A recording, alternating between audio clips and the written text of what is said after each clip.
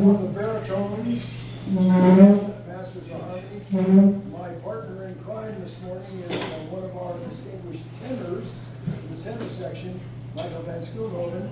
And he and his exceptionally talented drummers took about 2,500 photos during a week we spent in France. So we're going to show only about 2,000 of them to you this morning. So we'll be with you for the next 2.5 hours, but it's okay. Go ahead. All right. This is going to be the sequence of events. We're going to talk about how we got in, how we got to France. You invited us. We took part in it.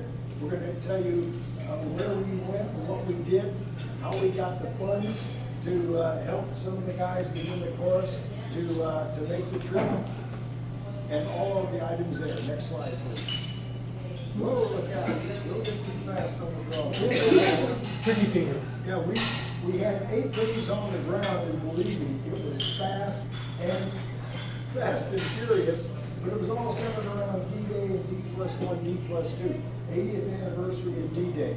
And believe me, as a retired military guy, wow, it was an emotional week, and it was hard to describe what it was like to walk Omaha and Utah beaches, I can tell you that much. Well, we took part in the Normandy Freedom Chorus was made up of dozens of guys from the Masters of Harmony. Some of our friends from within the Barbershop Harmony Society passed our audition and wanted to go with us.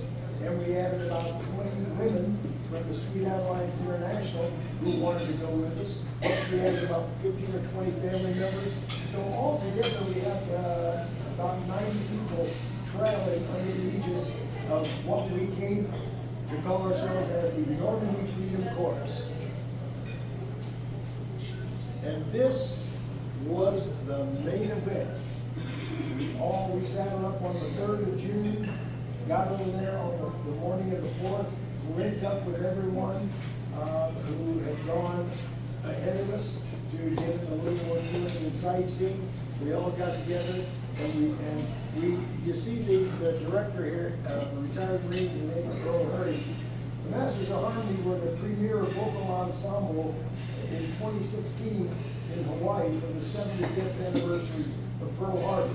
And Earl was there, and he was so impressed that when his company got the contract to the 80th anniversary of D-Day, we were the first chorus he reached out to, and of course, it took us about 15 seconds to say, I do. So, Earl, thanks to Earl, we got the chance to go back, to go to France, and take part in yet another important commemorative event. Next slide. All right, my name is Michael Van Schoonhoven, and I learned how to pronounce that while I was in Amsterdam while I was out there. I took my 2 daughters with me, which was one that made the trip even more wonderful. To Joseph, I promised no cursing when I speak. To our film crew, I did the best I could, so don't criticize. And our English major here, I will do my best with my here and there. Okay. That's easy for you to say. Easy for me to say. All right. We did some fundraisers in the way of concerts prior to the show. Why did we need fundraisers? In our group, there are a whole different types of people, from students in college to people who have been retired and everything in between. So some of them are quite sufficient in their income, so they can pay for this trip. The trip costs us about $4,200 a piece. All right, so, and others that can't. And also if we have new outfits made, these shirts for example, and we also had some blazers and other things in the ladies' outfits. So all that had to be paid for, and we didn't want that to come out of the individual's pocket after they already had paid for the trip. So that's one of the reasons we did these. We had several different concerts where we had other members from other choruses and quartets on the show, which made it fantastic shows. The Bonita Center, if you're familiar with that, was one of our concerts there, which is an amazing venue. The other thing we did was we got a hold of Panda Express, and they allowed us to use their site to be able to have people go on and order online and then have proceeds of every meal go towards our Normandy Fund. 28%. 28%. 28%. They gave us a great. And so that was bi-weekly, bi-monthly, excuse me, and so every couple of weeks we do it again. That way people didn't get tired of eating it, but the food is good, so it wasn't that bad. But anyways, so that generated quite a lot of money. We're very pleased with that, and that was a great promotion. We also were in the Valley Examiner, and so there was a nice blurb on there, well spoken with some of the quartets and some of the other groups that are also on our show. And to help promote us, and the Satin Dolls were fantastic. Musical ensemble with 3 singers and 2 dancers, and they did a lot of patriotic stuff from what's the name of the Bugle Boy and things, songs like that. It was really good show. All right, these are some of the outfits that we actually wore. The one you can see, the one he's wearing there, and see this one here. Actually, one of our members in Masters of the Army designed these different logos, and then the logos were printed on our shirts. We had different choices, red, blue, white, and also same thing with different colors in our t-shirts that we wore while we're there, while we're not on stage. This is what we call our Class B. Class A would be our suits and our sports coats. This would be our Class B outfits. That's the actual logos. I thought they turned out very nice. And they really exemplified what we were trying to say. Okay, down the dirty. We got in there on the 4th. Everybody linked up. We went to the village of Teton and checked into our hotel so that right early on the next day, the 5th of June, the day T-1, we saddled up. We visited both Utah and Omaha beaches, the sites where the American forces and the airborne forces, as well as a couple of the 5th Corps and 7th Corps, came ashore on the 6th. We went to all the museums, all the stores. It was an incredible experience. We actually got to walk down on the beaches. The next day, on the day itself, we were part of a 2,000-member ensemble of bands, choruses, and spectators and folks from the French countryside at the Brindley American Cemetery, where some 4,910 GIs are buried, and took part in a massive program that the French government had put together. It was marvelous. If you think back to Saving Private Ryan and John Williams' Hymn to the Fallen, imagine that being performed at that cemetery by 400 instrumentalists and 500 singers. It was an incredible experience. It was chilling, literally chilling. Absolutely. And afterwards, we went to Mont Saint Michel, which is a commune, it's got an abbey, and we just had a great time touring there. The next day, D+1 was to have been the day when that entire enterprise from the Brittany American Cemetery was to move to the Normandy American Cemetery, but because of President Biden's change of plans and his going to Pointe du Hoc, we were not able to perform there, which frankly was for me, the lone disappointment of the trip. It was still a phenomenal trip, but we hated, as did the units who come from the States, college bands, high school bands, Chicago Police Department, Fire and Drums, a lot of Pipes and Drums, a lot of folks didn't get that second opportunity. We weren't precluded from singing, we just couldn't get there from this because of the security. That's correct. Just everything was closed down by security. And then we checked out on the 8th and went to St. Mary Église, which, if you recall, was one of the first towns we liberated after D-Day, liberated by the paratroopers.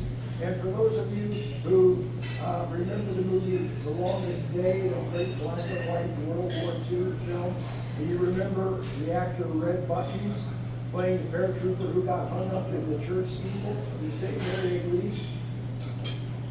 There's a paratrooper mannequin and a parachute still on that church, St. Mary Église. And that was it. He performed in the town square and then took part in the parade. On the night after we finished there, we moved to Paris and did the usual things. Went to the Louvre. Only got to spend 5 hours. You could spend 5 days there and not see everything. And while everyone has to check the block and see the Mona Lisa, I would just say she's a little bit overrated. When you sit back and you walk through the expanse of the Louvre and see all of the artistry that is in there, it's unbelievable. Get some shop Aladdin's word. Take it away. Okay. I had asked Larry to do this one because he's so involved and lived the military. But he asked me to do this, and the reason why, this is my father, Chief, Hospital Medical Corps. These are my uncles. I have 4 uncles, all went to World War II in Korea, my father included. And when he got back from the service, his PTSD so bad he committed suicide. So the reason I put these up there because each one of us that went, and I imagine many of you still have a connection in one way, either a grandfather, an uncle, or someone that served in the military that has suffered hardships through different theaters of the war that still affect us today. And that's why this was so personal. This was my father's sister's husband also. So everybody in my family were directly associated with the military and military conflict. So it was very special. Okay, just from left to right, Utah, Omaha, those were the 2 beaches where the American forces landed, and we got to spend a lot of time walking those 2 beaches. Gold, Juno, and Sword, that's where the Brits and the Canadians, they met a lot less resistance. Omaha and Utah bore the brunt. Next slide.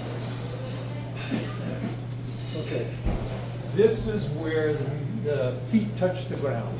This is the first time that this is our Normandy Chorus when they first walked onto Omaha Beach. That's when it really became real.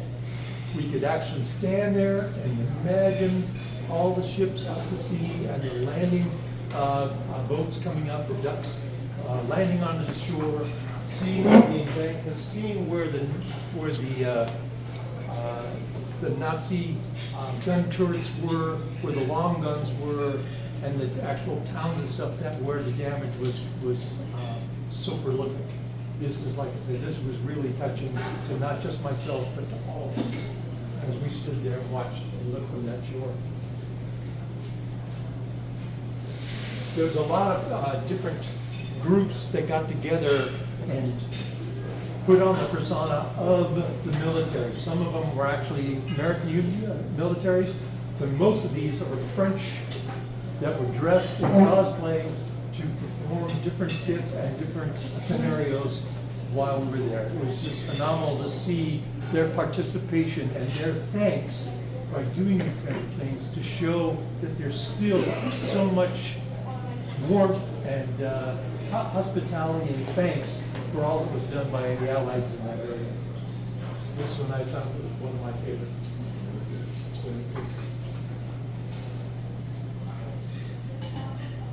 This, all the flags on Omaha Beach, showing all the different organizations that participated.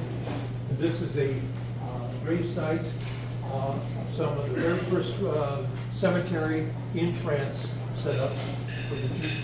And this is a memorial on the beach. And some of our guys got involved in some of these.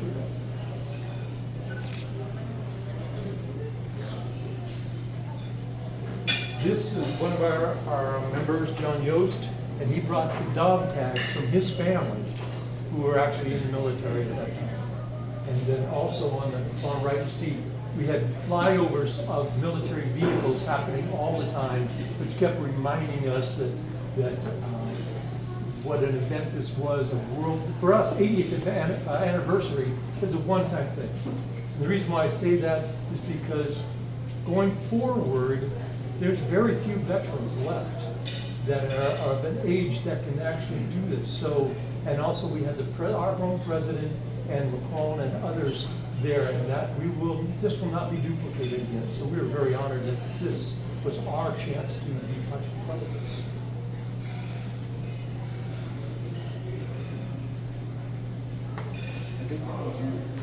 Oh, yes, considering our age. Sorry, thank you. When we were at Omaha Beach, we had a chance to warm up, and this is us walking down. This neighbor right up here donated their land for us to come down and warm up on. And so this is Clay Hines. He was the director for the other 3 courses that we had mentioned. And this is our Alan Gordon from our course. And these are representatives of the other 2 courses. And this is our president, Craig Hughes, from Masters Army and the Far Western District. So very good representation. And That's an entire group. And of course, with Michael and his 2 daughters there, they had to get the group photo after her. That's what I do. But you can see that's 120 voices right there, and it was a marvelous, marvelous sound, and the camaraderie and everything was just terrific. The other combined chorus came from Nashville, Tampa, and Atlanta, and they all came together under the direction of Clay Hines. All right, went to Utah Beach that morning, and these are some of the monuments and the markers that are there. It was fortunately for the guys that landed there, the beach wasn't quite as deep, so they were able to get cover much quicker than the guys were that did at Omaha Beach next night. Got an assault vehicle there, got the Special Brigade of Engineers, and their memorial there. Beautifully put together, beautifully done.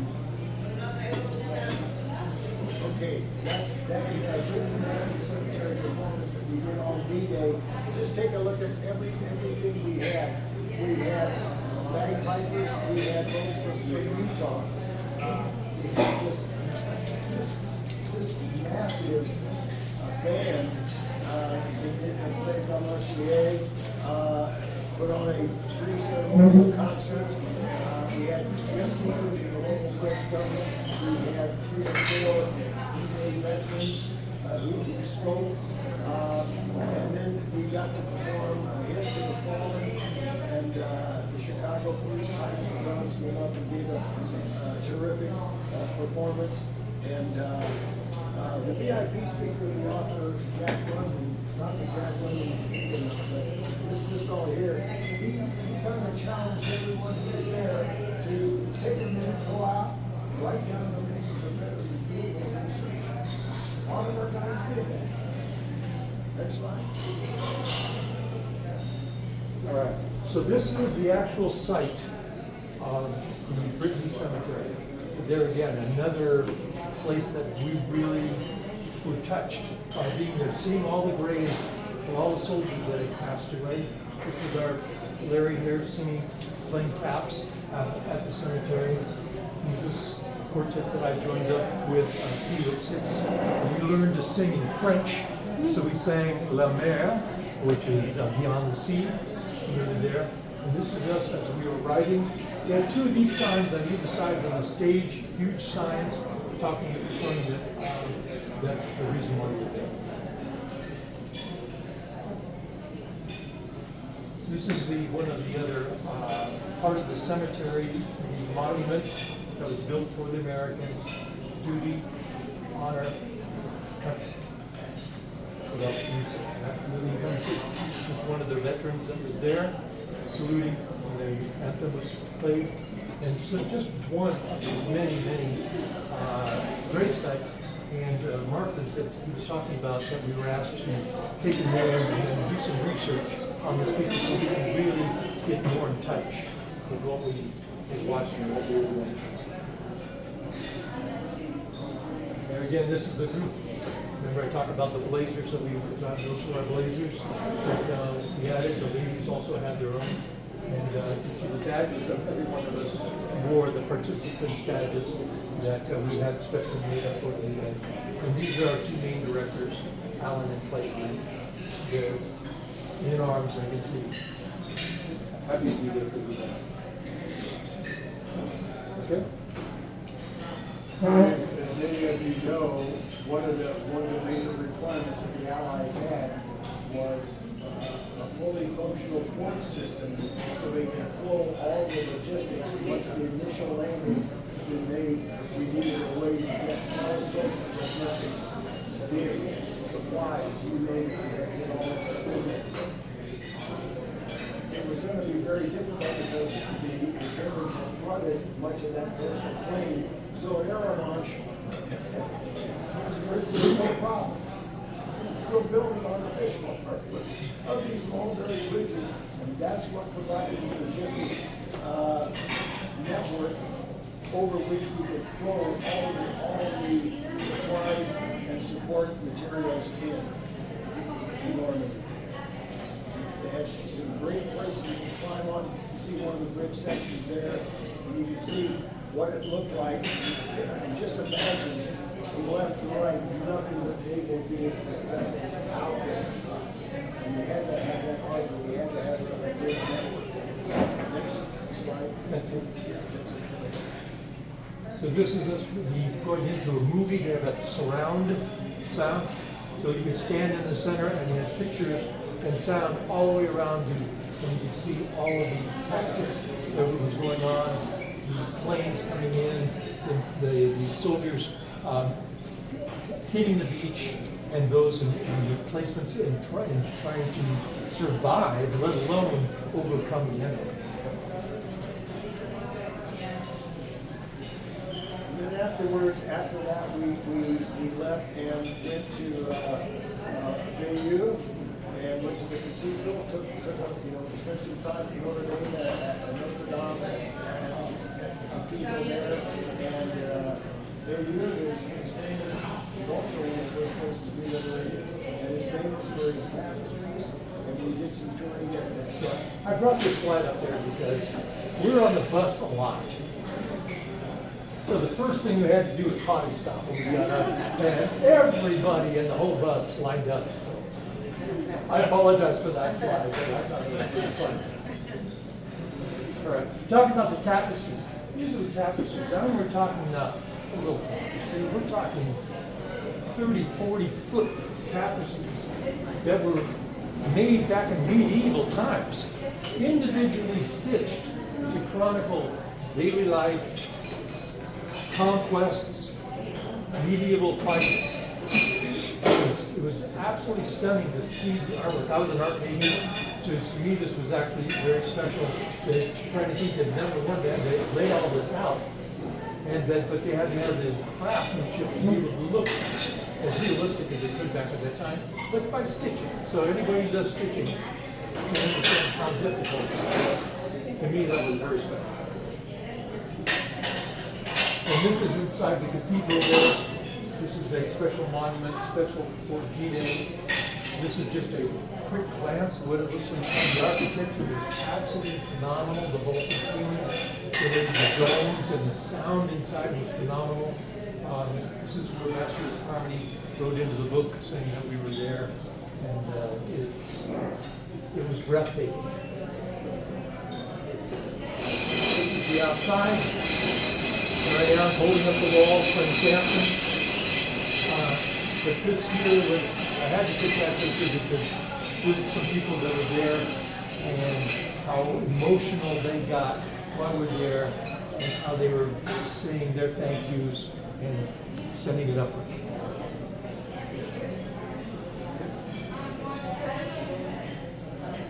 Okay, we're going to quickly pass through these next several slides. These shots were all taken at that performance that's in area east in the town center. Next slide.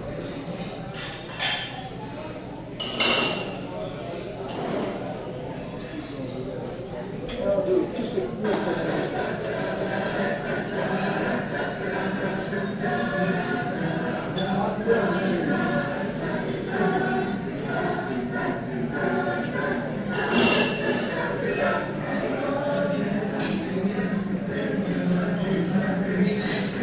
Good, Larry.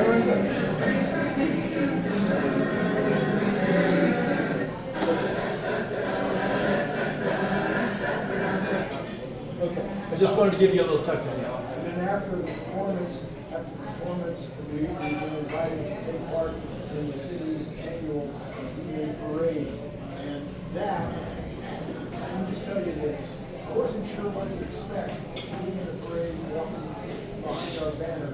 We might as well have been in parade uniforms because we was really, I've never been in a more pro-American audience anywhere than I was that day in St. Mary of Leeds. It's obvious that generationally, those people never yeah. Some other shots. See all the audience with the American flags, flags hanging from the walls and everybody. I won't go through that. That was so much fun. A few people were there.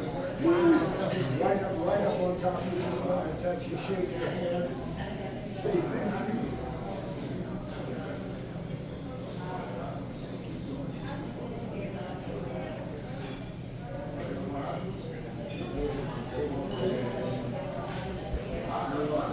San Michelle, go ahead.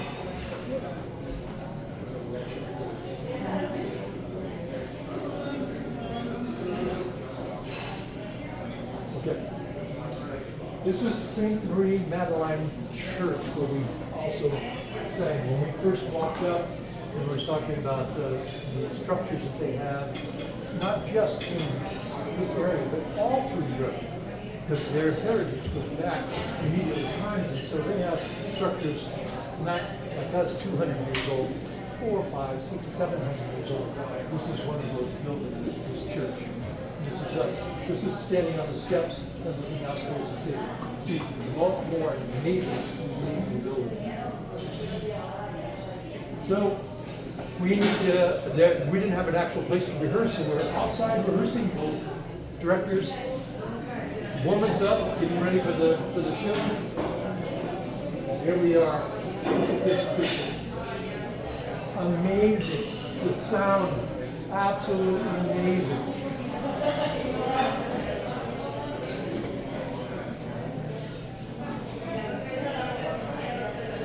Beauregard has my solos. This is from me standing out. I wasn't supposed to do this, but I took a picture from the risers looking out, get a different perspective. As photographers, you know, you take advantage of what you're there. Different quartets sang.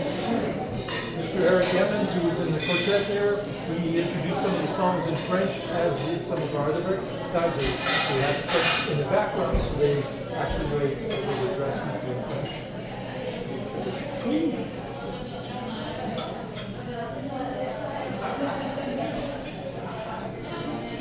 This is one of the songs that Clay Hines rearranged and directed while we were singing inside the building. This was so haunting. Hera actually stood up on my arms while we were singing. It talks about soldiers and the young men who went to war, who died there, and were not forgotten. This is a tribute to them. You will never live to see what we've done for you.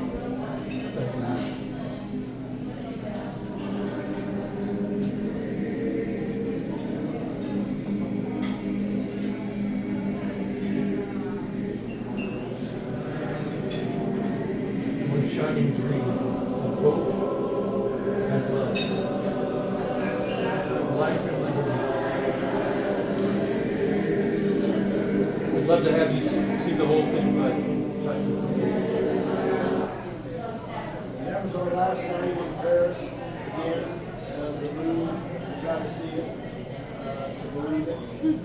The restaurants were fabulous. The food was fabulous in both the hotels.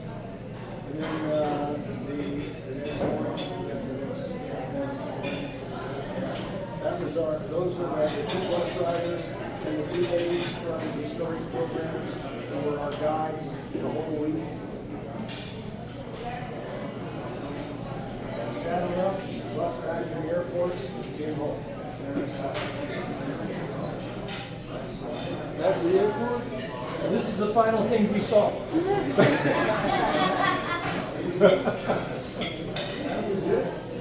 Thank you very much for allowing us to be back today. And we hope we have reasons like this to come back and see you again. I want to, we're just at 9 o'clock and we're supposed to go to work. But the reason I invited Justin to share their trip, when I found out that they were going to go, it touched my heart because my grandfather was on the first wave and on the beach. He survived and he had shrapnel over his arm, his back, his leg, and was not crippled by his entire life. And I knew this would be the perfect time this week to show something of this unbelievable importance.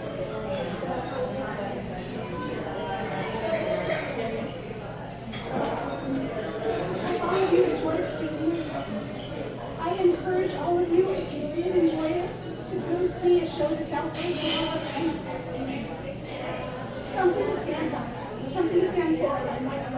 It's a documentary, it's wonderful, it talks about all the memorials and the reasons they're there and how to keep them going. Because as we know, things are happening. So please give it a shot. It's very special. If you love to sing, and you want to be part of this type of an organization, just let us know.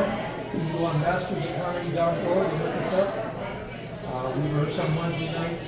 We're getting ready to go to contest, which means only the best of the best. And we will have the best vocal coaches coming in, the best choreographers in the world coming to work with us. So if you want to get involved in something like this, let us know.